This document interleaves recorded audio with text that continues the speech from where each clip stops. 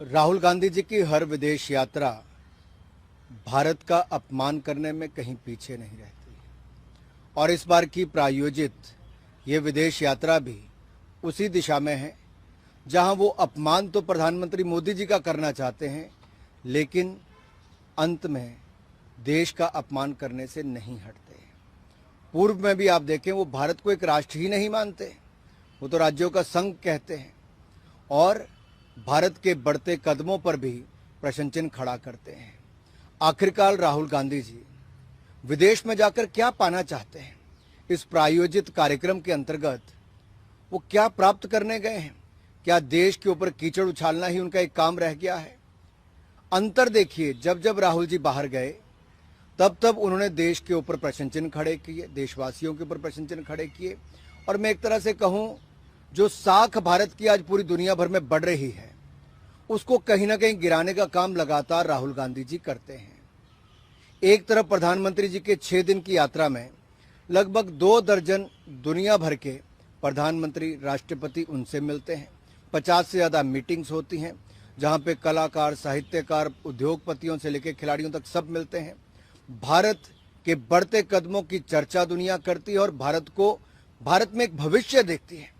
Hope दुनिया को भारत और भारत के नेतृत्व में नजर आती है। दुनिया के बड़े नेता जब ये कहते हैं कि मोदी जी दुनिया के सबसे लोकप्रिय नेता हैं और बार बार एक नहीं अनेक ऐसे सर्वेस में पाया जाता है।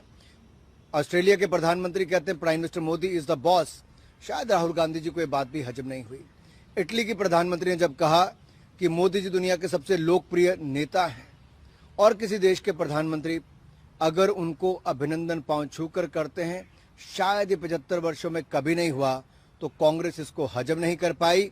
और जब देश इस बात का खुशी मनाता है कि हमारे नेता के कारण 140 करोड़ देशवासियों की मान सम्मान बढ़ता है, भारत का मान बढ़ता है, दुनिया भारत में उम्मीद, होप देखती है, तो शायद ये कांग्रेस हजम नहीं कर पाती।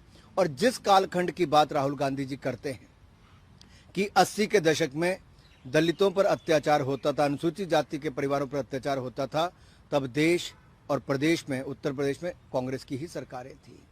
शायद वो बाहर जाके बताना चाहते थे कि इनके समय दलितों पर, अल्पसंख्यकों पर अत्याचार होते थे।